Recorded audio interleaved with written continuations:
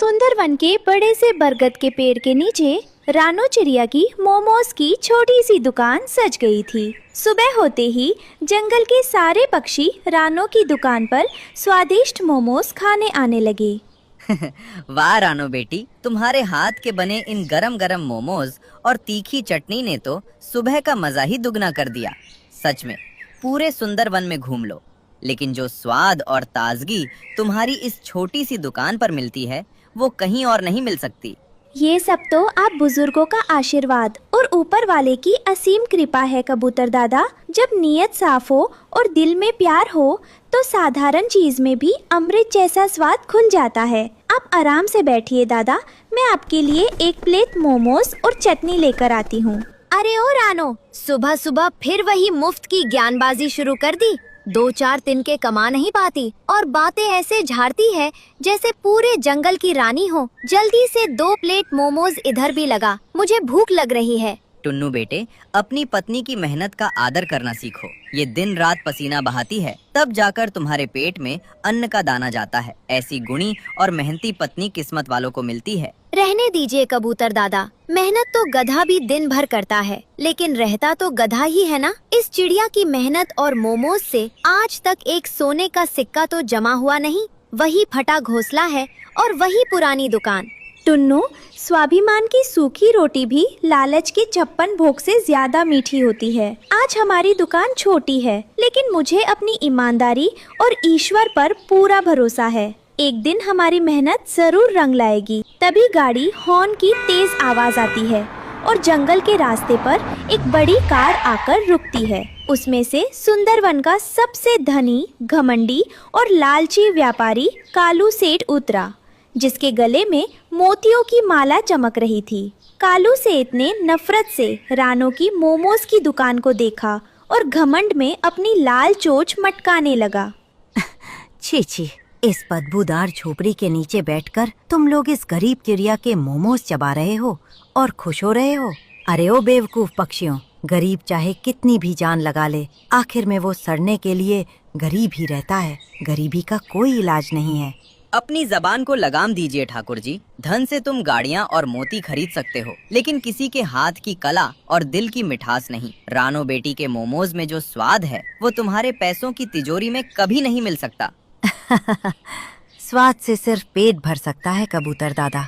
समाज में हैसियत नहीं बनती। हैसियत और इज्जत तो सिर्फ और सिर्फ चमचमाते सोने और पैसों से बनती है, जो इस बेचारी लाचार चिड़िया की 7 पुश्तें भी जमा नहीं कर सकती। कालू जी, आप अपनी दौलत पर जितना चाहे घमंड कर लीजिए, लेकिन किसी की गरीबी का मजाक उड़ाना पाप है। आज मेरे पास धन भले ना हो, लेकिन नियत और स्वाभिमान पूरा है। एक दिन मेरी यही मेहनत मुझे ऊंचाइयों पर ले जाएगी। अच्छा, तो फिर ठीक है रानो चिड़िया, हम भी देखेंगे कि तुम्हारी ये खोखली मेहनत तुम्हें किस आसमान में उड़ाती है। याद रखना, बिना पैसों के इस जंगल में एक पत्ता भी नहीं हिलता। बात तो ये कालू सेठ एकदम सो आने सच कह रहा है। मैं कब तक इस चिड़िया के साथ मोमोज बेचता रहूंगा? कालू के साथ चला जाऊं तो मेरी तो पूरी जिंदगी ही संवर जाए। संध्या ढलते ही मूसलाधार बारिश शुरू हो गई और रानो थकी हारी अपने छोटे से घोंसले में पहुंची। रानो ने जब मिट्टी के गुल्लक को तोड़कर पूरे महीने की कमाई गिनी तो उसके पास खर्च काटने के बाद एक भी सिक्का नहीं बचा। टुन्नू चिरा कोने में बैठा गुस्से में अपनी पूंछ हिला रहा था और रानो की गरीबी पर जल भून रहा था। आज फिर खाली हाथ। पूरे महीने तुम दिन रात मरती रहती हो और हाथ में आता है बड़ा सा शून्य। ऐसे कब तक चलेगा रानो? कब तक हम इस फटे घोंसले में पानी की बूंदें सहते रहेंगे?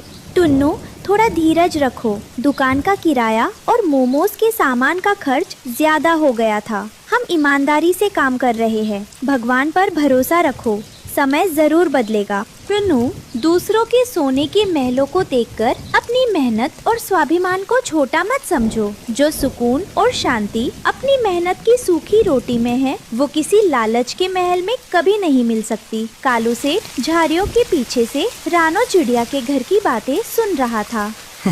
वाह, तो इस रानो चिड़िया की सबसे बड़ी कमजोरी उसकी गरीबी और उसका ये लालची पति टुन्नू है। अगर मैं इस टुन्नू को अपने साथ मिला लूं, तो रानो का घमंड पल भर में मिट्टी में मिल जाएगा। अब असली खेल शुरू होगा। अगले दिन रानो दुकान पर काम कर रही थी। तभी कालू सेठ ने टुन्नू को अकेले पाकर अपने पास बुलाया। कालू ने टुन्नू के सामने सोने की मोहरों से भरी थैली और महंगे फल रख दिए। टुन्नू की आंखें चौंधिया गई और वो कालू के फैलाए जाल में पूरी तरह फंसता चला गया। टुन्नू भाई, तुम जैसा सुंदर और होशियार पक्षी इस दरिद्र चुलिया के साथ तिनकों के घोंसले में सड़ने के लिए नहीं बना है। जरा सोचो, अगर तुम मेरे साथ मेरे शहर वाले महल में चलो तो तुम राजाओं जैसी जिंदगी जियोगे। कालू साहब, आप सच कह रहे हैं, लेकिन रानो का क्या होगा? वो तो दिन रात मेरे लिए ही मेहनत करती है। अरे छोड़ो उस बेवकूफ चिड़िया को। उसके पास गरीबी और झूठे स्वाभिमान के अलावा तुम्हें देने के लिए क्या है जो तुम्हें 2 वक्त का पेट भर खाना नहीं। कालू साहब, मैं इस गरीबी और रोज रोज की किचकिच वाली जिंदगी से तंग आ चुका हूँ। मैं आज ही रानो को छोड़कर आपके साथ शहर चलने के लिए तैयार हूँ। शाबाश टुन्नू भाई, यही बुद्धिमानी है। चलो अब उस बेचारी चिड़िया को अपनी इस गरीबी के साथ अकेले सड़ने दो।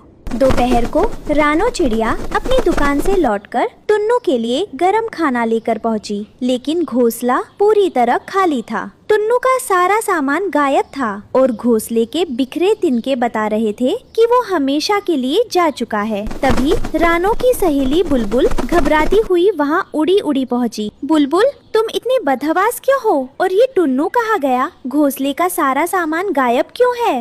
रानो बहन, मैं तुम्हें क्या बताऊं, बहुत बड़ा अनर्थ हो गया।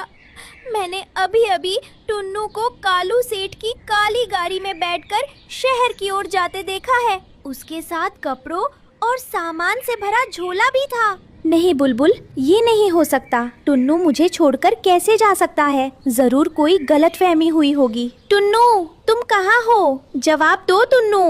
रानो बहन, खुद को संभालो। टुन्नू तुम्हें धोखा देकर कालू सेठ की दौलत के लालच में शहर चला गया है। गांव के सब पक्षी यही कह रहे हैं कि वो अब कभी वापस नहीं आएगा। हे ईश्वर, ये मेरे साथ क्या हो गया? जिस पति के लिए मैंने दिन रात एक कर दिया, उसने मुझे सिर्फ पैसों के लिए छोड़ दिया। मेरी मोहब्बत और वफादारी का ये सिला दिया तुमने टुन्नू। मैं लुट गई बुलबुल, मैं पूरी तरह बर्बाद हो गई। पूरी रात मूसलाधार बारिश होती रही और रानो अपने खाली घोंसले के कोने में बैठकर रोती रही। सुबह जब सूरज की पहली किरण फूटी तो कबूतर दादा और बुलबुल रानो को सांत्वना देने पहुँचे। रानो की आंखों में आंसू सूख चुके थे। बेटी रानो, रोने से बीता हुआ वक्त और धोखेबाज इंसान कभी वापस नहीं आते। जो चला गया वो तुम्हारे पवित्र प्यार के काबिल ही नहीं था। भगवान ने तुम्हें उड़ने के लिए पंख और मेहनत करने का हुनर दिया है। हाँ रानो बहन, अगर तुम टूट गई तो उन घमंडी और लालची लोगों की जीत हो जाएगी। उठो रानो, अपने इन आंसुओं को अपनी सबसे बड़ी ताकत बनाओ और इस दुनिया को दिखा दो कि एक अकेली चिड़िया क्या कर सकती है। आप बिल्कुल ठीक कह रहे हैं कबूतर दादा। अब रोने से मेरी किस्मत नहीं बदलेगी। टुन्नू ने मेरी गरीबी का मजाक उड़ाया था ना, कालू ने मेरे स्वाभिमान को ललकारा था ना, अब मेरी मेहनत ही उनका जवाब बनेगी। ये हुई ना बात मेरी शेरानी बेटी। अपनी दुकान पर जाओ और अपने मोमोज के हुनर का ऐसा जादू बिखेरो कि पूरा जंगल तुम्हारे नाम से पहचाना जाए। अब मैं पीछे मुड़कर कभी नहीं देखूंगी। मैं अपनी इस छोटी सी दुकान को एक नई पहचान दूंगी। रानो ने दिन रात एक करके अपने मोमोज को और अधिक स्वादिष्ट बनाना शुरू कर दिया। रानो का आत्मीय व्यवहार और बेमिसाल स्वाद रन लाने लगा, जिससे उसकी मोमोज की दुकान के बाहर भोर से ही पक्षियों की लंबी लंबी कतारें लगने लगी। रानो के मोमोज की ख्याति अब सुंदरवन से निकलकर दूसरे दूर दराज के जंगलों तक पहुंच चुकी थी। रानो बहन, हम पड़ोसी नीरवन से केवल तुम्हारे हाथ के ताज़ा गरम गरम मोमोज और तीखी चटनी खाने आए हैं। चाहे हमें यहाँ 2 घंटे कतार में खड़ा रहना पड़े, लेकिन हम बिना मोमोज खाए वापस नहीं जाएंगे। आप सभी का बहुत बहुत धन्यवाद। आप इतनी दूर से आए हैं, ये मेरा सौभाग्य है। बस कुछ मिनट इंतजार कीजिए, मैं आप सभी के लिए गरम गरम मोमोज लेकर आती हूँ। देखा रानो बेटी, तुम्हारी ईमानदारी और अटूट मेहनत का फल अब सबके सामने है। आज तुम्हारी दुकान के मोमोज खाने के लिए बड़े बड़े पक्षी तरसते हैं। ये सब आप सब बुजुर्गों के आशीर्वाद से ही संभव हुआ है दादा। मैं बस ताज़ा सामान इस्तेमाल करती हूँ और उसमें अपने स्वाभिमान का प्यार मिला देती हूँ। रानो बहन, अब तो तुम्हारी दुकान की चर्चा पूरे जंगल के समाचार पत्रों में छप रही है। तुमने साबित कर दिया कि हुनर किसी की गुलामी नहीं करता। अभी तो ये शुरुआत है बुलबुल। मुझे अभी बहुत लंबा रास्ता तय करना है और अपने स्वाभिमान को उस ऊंचाई पर ले जाना है जहाँ से गरीबी कभी दिखाई ना दे। एक दिन राजहंस साम्राज्य की महारानी तोती अपने शाही दलबल के साथ सुंदरवन के मार्ग से गुजर रही थी। रानो की छोटी सी दुकान के बाहर पक्षियों का अपार जनसैलाब देखकर महारानी ने अपना शाही रथ रुकवा लिया। महारानी ने स्वयं साधारण पक्षी का रूप धारण किया और रानो की दुकान पर जाकर मोमोज का स्वाद चखा। अद्भुत, अविश्वसनीय। रानो जी, इतने मुलायम, स्वादिष्ट और ताज़ा मोमोज मैंने अपने जीवन में बड़े बड़े राजाओं के भव्य दरबारों में भी कभी नहीं खाए। आपकी तीखी चटनी और मोमोज में तो सचमुच जादुई वरदान है। बहुत बहुत धन्यवाद मैडम। मैं बस ताज़ी सब्जियों और शुद्ध मसालों का उपयोग करती हूँ। आप जैसे ग्राहकों की संतुष्टि ही मेरी सबसे बड़ी कमाई है।